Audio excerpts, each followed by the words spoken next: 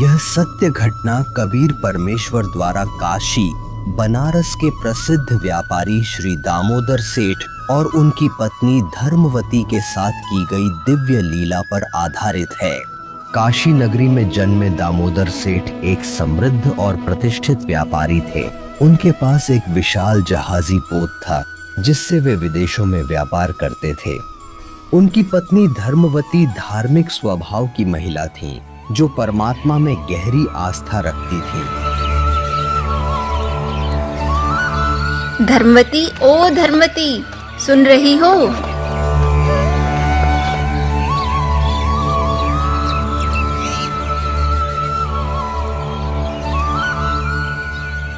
आओ बहन, कैसे याद किया? बहन, हमारे घर पर गुरुजी सत्संग करने आए हैं। तुम भी चलो, सत्संग सुनकर अपना कल्याण करा लो। सत्संग? सत्संग तो मुझे भी सुनना चाहिए। ठीक है बहन, चलो।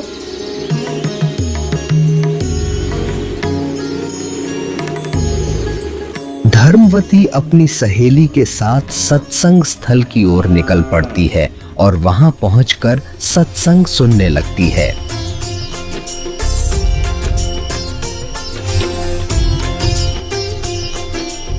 सत्संग में कबीर परमात्मा बताते हैं कि माया आदि निरंजन भाई, अपने जाए अप खाई। ब्रह्मा विष्णु महेश्वर चेला, ओम सोहम का है खेला। सोन शिखर में धर्म अन्यायी, जिन शक्ति डायन में लपटाई। 1,00,000 सैन्यत उठ दूती, माया आदि तकत की कुत्ती। 1,00,000 घड़िए नत भंडे, हंसा उत्पत्ति परले डंडे। ये तीनों चेला पटपारी, सर्जे पुरुषा सर्जी नारी। खोखापुर में जीव बुलाए, 100 नरक वैकुंठ बनाए। यो अरहट का कुआ लोई, या गणबंध्या है सब कोई। कीड़े कुंजर और अवतारा, हर हट डोरी बंध कोई और। अरब अनिल इंद्र हुए भाई, हर हट डोरी बंधे सब आही। शेष महेश और गणेश ताही, हर हट डोर बंधे सब आही। शुक्रादिक ब्रह्मादिक देवा, हर हट डोर बंधे सब खेवा। ये कोटिक करता फिरता देखा, हर हट डोरी कहो सुन लेखा। ये चतुर्बुद्धि भगवान कहावे, हर हट डोरी बंधे सब आवे। यो है खोखापुर का कुआ, याम पड़ा सो निश्चय मुआ। सुनियो सुरत सुहंगम डोरी, चलिए हंसा पुरुष किशोरी। सोहम पर अदली का डेरा, सत्य कबीर है साहेब मेरा। ज्ञान का राछ ध्यान की तुरिया, ऐसे सोहम धागा जुड़िया। पंड ब्रह्मंड अदली का ताना, जाका नाम कबीर दीवाना। धर्मराय मारत है बाटी, कोई हंसा पहुंचे घट घाटी। धर्मराय मारत है बाटी, कोई एक हंसा उतरे घाटी। इस बज्रपुर का खोलो ताला, चल देखो हंसा दीप हमारा। जहाँ ओंकार निरंजन नाही, ब्रह्मा विष्णु शिव नहीं जाही। जा करता नहीं जान आन भगवाना, काया माया पिंड पर। ऐसा अदली दीप हमारा, कोटि बैकुंठ रूम की लारा। शंख पदम एक पुन पर साजे, जा अदली सत्य कबीर विराजे हैं। जा कोटिक विष्णु खड़े कर जोड़े हैं, कोटिक शंभु माथा मोड़े। जा शंखों ब्रह्मा वेद उचारी, कोटिक नैया रास विचारी। अजब अदर मधुर धुनि बाजे, जा अवगत अदली कबीर तख्त विराजे। परमहंस पूर्ण परिवारा, अदली अमर किए तपसार। गगन मंडल में हमरी शैली ही, मकर तार की चीनी गई। परलय शंख सुहंगम सुवा, केते करता हो हुआ। हम है अमर अचल अनुरागी, शब्द मैल में तारी लागी। दास गरीब हुक्म का हेला, हम अवगत सत्य कबीर का चेला। धर्मवती को सत्संग बहुत अच्छा लगता है। सत्संग पूर्ण होने पर सभी जाने लगते हैं, लेकिन धर्मवती वहीं बैठे रहती हैं। तभी कबीर साहब जी ये देखकर पूछते हैं कि बेटी, क्या तुम नाम दीक्षा लोगी? महात्मा जी, मेरी आत्मा तो बार बार कह रही है कि मुझे दीक्षा ले लेनी चाहिए, पर मन में कुछ शंका है। बेटी, निसंकोच बताओ, क्या शंका है? गुरुजी कहते हैं कि जोड़े से नाम दीक्षा लेनी चाहिए। मेरे पति विदेश गए हैं, मैं उनके आने पर दीक्षा लूंगी, पर मुझे डर है कि अगर तब तक मेरी मृत्यु हो गई तो। बेटी, यह भ्रम है। जन्म और मृत्यु दोनों व्यक्तिगत हैं। आत्म कल्याण का रास्ता किसी की प्रतीक्षा नहीं करता। न कोई साथ जन्मा था, न मरेगा। अपना अपना कर्म है, पल का भरोसा नहीं है, कब क्या हो जाए। इस तरह कबीर परमेश्वर द्वारा धर्मवती को काफी समय समझाने के पश्चात वह थोड़ी देर सोचकर दृढ़ता से जवाब देती हैं। ठीक है महात्मा जी, आप मुझे नाम दीक्षा दे दीजिए। धर्मवती नाम दीक्षा लेकर अपने गुरुदेव के अनुसार बताई हुई भक्ति साधना करने लगती है।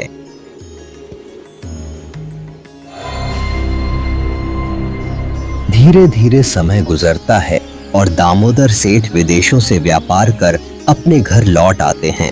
रास्ते की थकावट के कारण वे कुछ देर आराम करने लगते हैं। तभी धर्मवती आती है।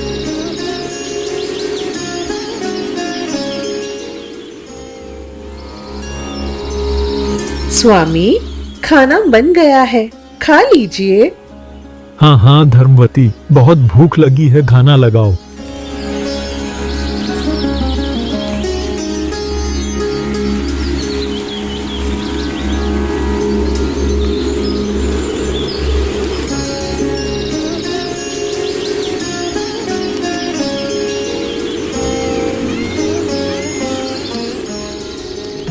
मुझे इन्हें सत्संग और दीक्षा के बारे में बता देना चाहिए। अगर किसी और ने बताया तो यह बहुत बुरा मान सकते हैं। स्वामी, मुझसे एक गलती हो गई है, मुझे क्षमा कर दीजिए। धर्मवती, मुझे तुम पर पूरा विश्वास है, तुम कोई ऐसा काम नहीं कर सकती जो क्षमा के योग्य न हो। हमारे पड़ोस में एक बहन ने गुरुजी से नाम दीक्षा ली है। मैं भी सत्संग में गई और मुझे गुरुजी का ज्ञान बहुत अच्छा लगा। मैंने उनसे नाम दीक्षा ले ली, बिना आपसे पूछे।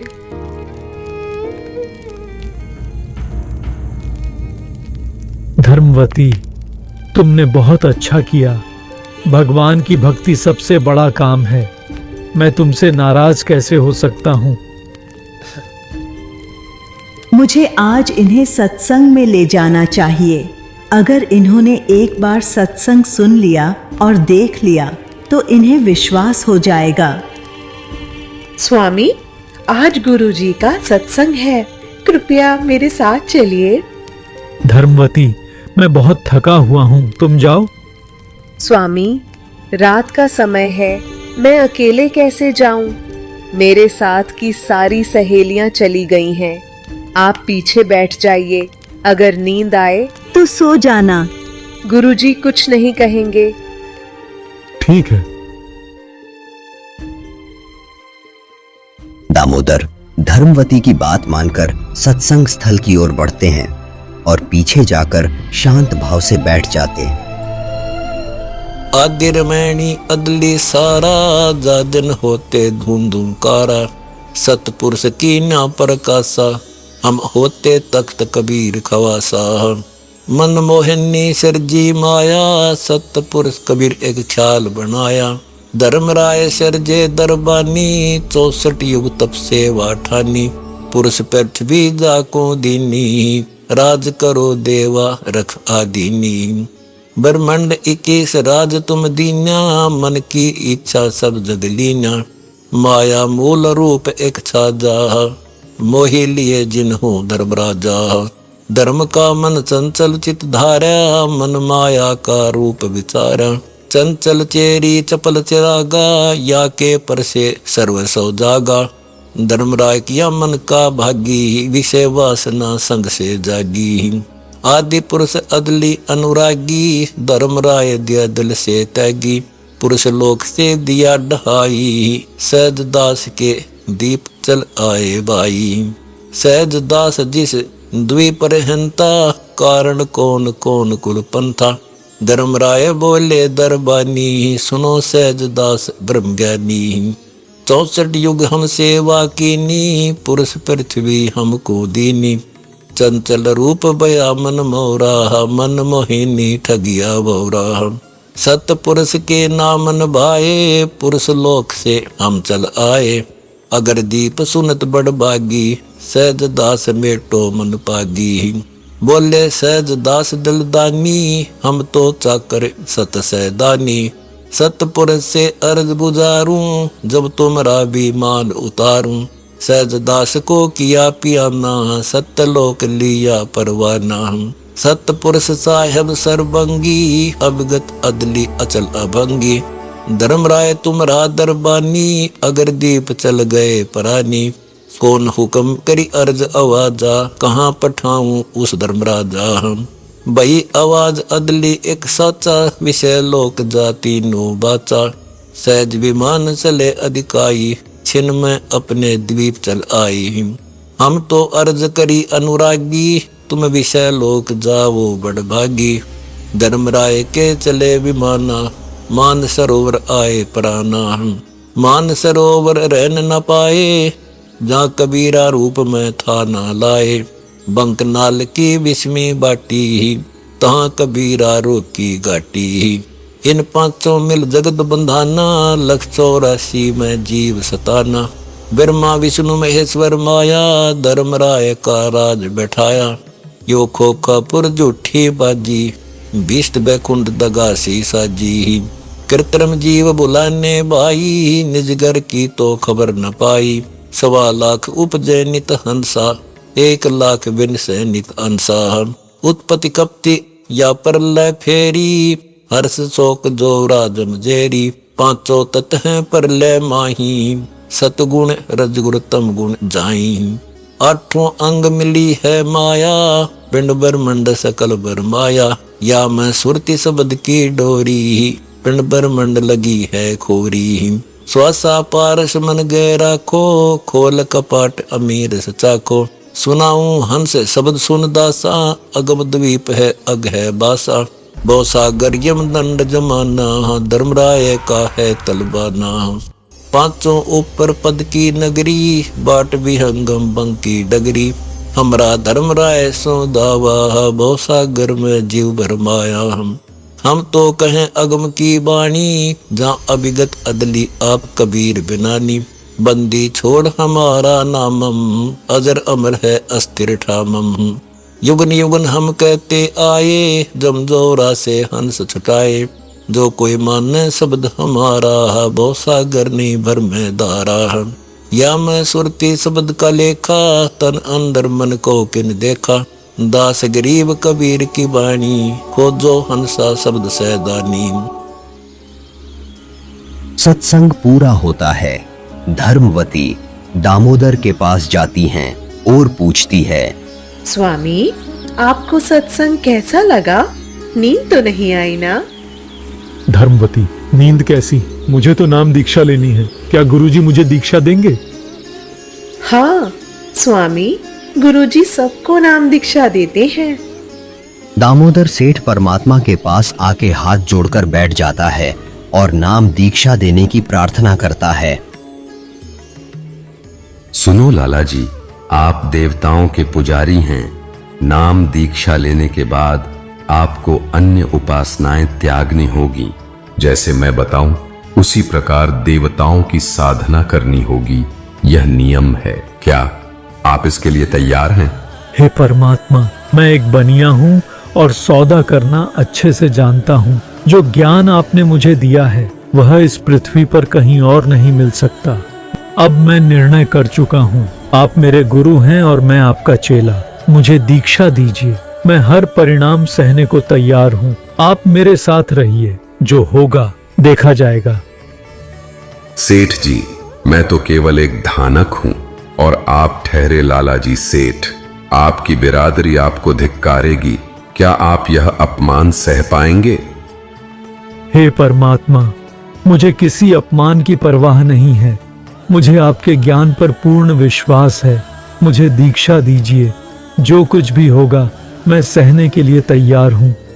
इस प्रकार दामोदर सेठ अपने कबीर परमेश्वर से नाम दीक्षा प्राप्त कर उनके द्वारा दी गई भक्ति साधना करने लगते हैं और कुछ समय बाद अपने व्यापार के सिलसिले में वे फिर से जहाज से विदेश जाने की तैयारी करने लगते हैं।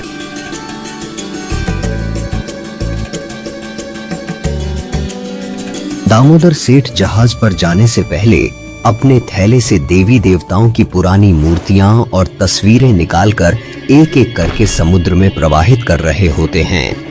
थोड़ी दूरी पर उनके दो साथी व्यापारी यह दृश्य देखकर चौंक जाते हैं। अरे ये देखो, दामोदर सेठ देवी देवताओं की मूर्तियां समुद्र में डाल रहे हैं। चलो बाकी लोगों को बताते हैं।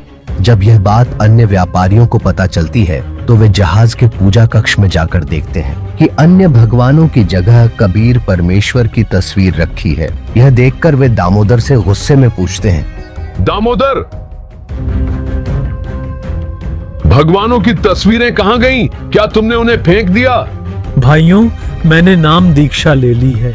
मेरे गुरुजी ने मुझे सिखाया है कि पूजा केवल एक परमात्मा की करनी है। वह अन्य देवी देवताओं का सम्मान करना है। तीनों देवा कमल दल बसे ब्रह्मा विष्णु महेश। प्रथम इनकी वंदना, फिर सुन सतगुरु उपदेश। सतगुरु भक्त केवल अपने गुरु जी की तस्वीर रखता है। मैंने उन तस्वीरों को आदर पूर्वक जल में प्रवाहित कर दिया है।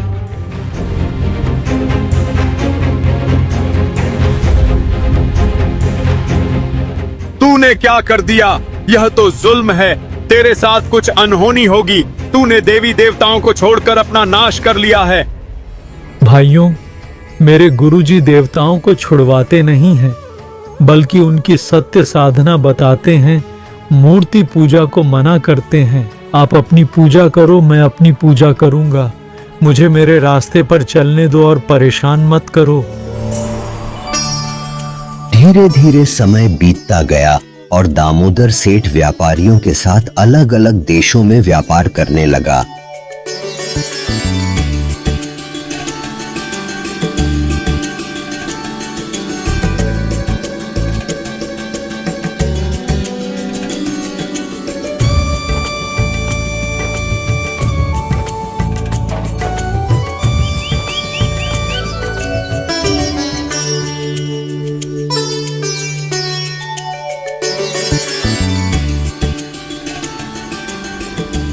दामोदर सेठ अपने गुरु कबीर साहिब जी के बताए अनुसार भक्ति साधना करते रहते थे, जिसे देखकर अक्सर दामोदर के साथी कहते थे, देखो देखो, कबीर आ गया।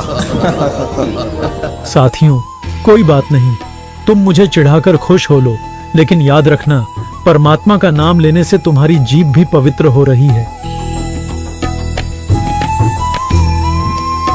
समय बीतता है और सभी व्यापारी अपना अपना माल लादकर घर लौट रहे होते हैं। तभी बीच समुद्र में अचानक भयानक तूफान आ जाता है।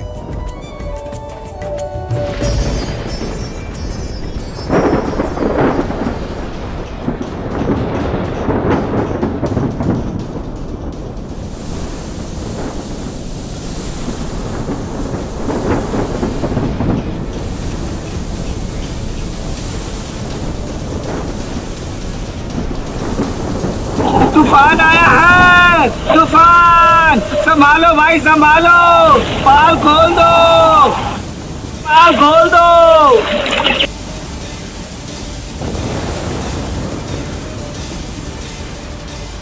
सभी व्यापारी घबराकर अपने अपने भगवानों को याद करने लगते हैं।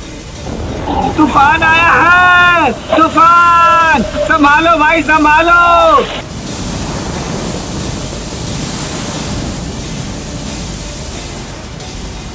हे भगवान, हमारी रक्षा करो।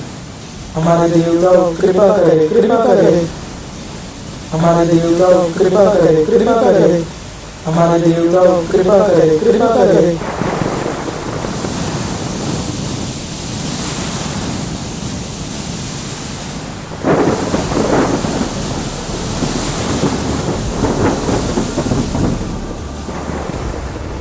धीरे धीरे तूफान और तेज होता जाता है और जहाज डूबने लगता है। सभी व्यापारी परेशान होकर अपने अपने भगवानों को याद करते करते थक जाते हैं, परंतु तूफान लगातार भयंकर रूप लेता जा रहा होता है। यह देखकर वे दामोदर के पास जाते हैं और कहते हैं,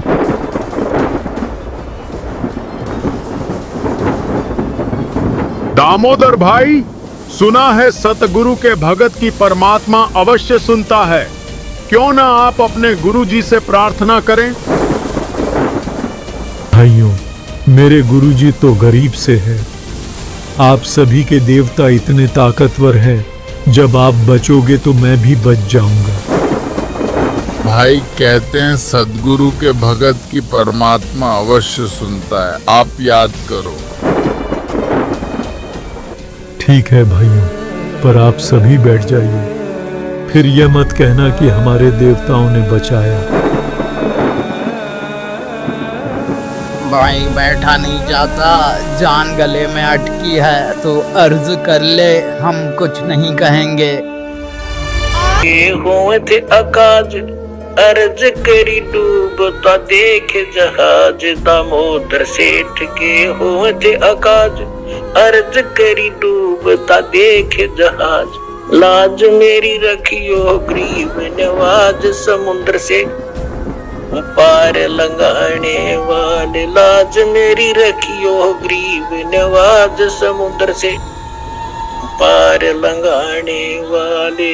धन धन सतगुरु सत कबीर भक्त की, पीड़ मिटाने वाले।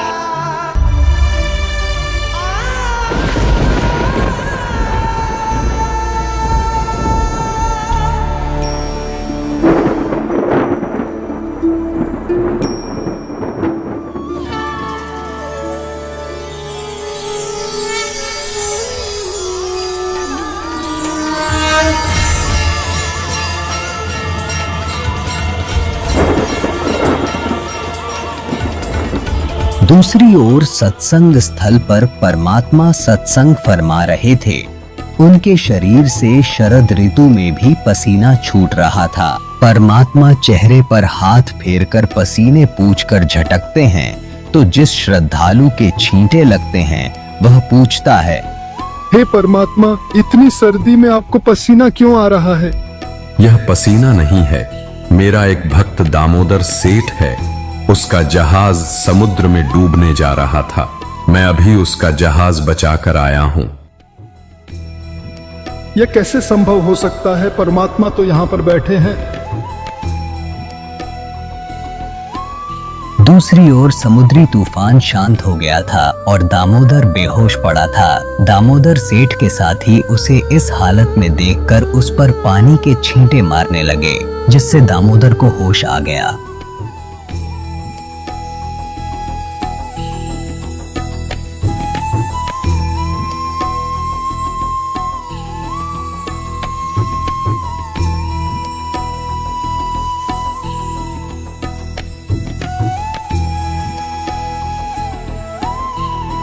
दामोदर, हमें माफ कर दो, हमसे गलती हो गई भाई। दामोदर सेठ की जय, दामोदर सेठ की जय। भाइयों, मेरी नहीं मेरे गुरुदेव की जय। उनके जयकारे लगाओ, यह सब उन्हीं की कृपा से हुआ है। मैं तो एक तुच्छ जीव हूँ। दामोदर के सभी साथी दामोदर से माफी मांगने लगे। बहुत बड़ी गलती हो गई हमसे। हमने भगवान को नहीं पहचाना। कबीर प्रभु की बात हमने नहीं मानी। कबीर प्रभु की जय, कबीर प्रभु की जय।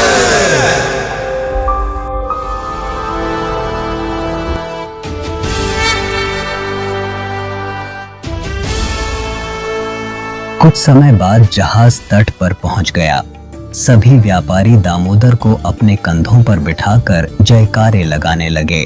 कबीर प्रभु की जय, कबीर प्रभु की जय।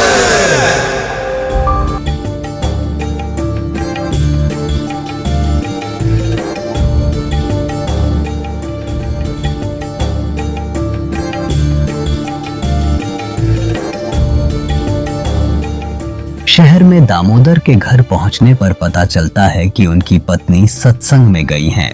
व्यापारी उन्हें सत्संग स्थल पर ले जाते हैं। सत्संग स्थल पर जयकारे गूंज रहे होते हैं।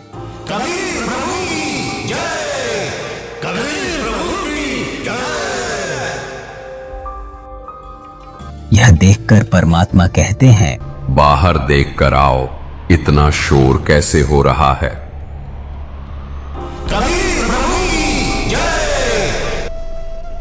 परमात्मा बाहर दामोदर सेठ और उनके साथी आपका दर्शन करना चाहते हैं। उन्हें अंदर बुला लो।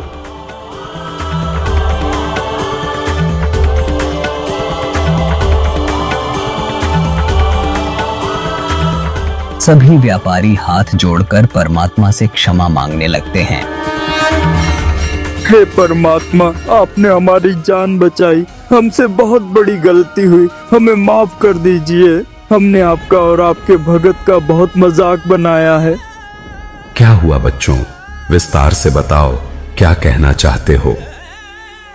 दामोदर के साथियों ने सारी घटना का जिक्र यथावत किया। दामोदर सेठ के हुए थे अकाज, अर्ज करी डूबता देख जहाज। दामोदर सेठ के हुए थे अकाज, अर्ज करी डूबता देख जहाज। लाज मेरी रखियो गरीब नवाज, समुद्र से पार लंघाने वाले। लाज मेरी रखियो गरीब नवाज, समुद्र से पार लंघाने वाले। धन धन सतगुरु सत कबीर भक्त की पीड़ मिटाने वाले।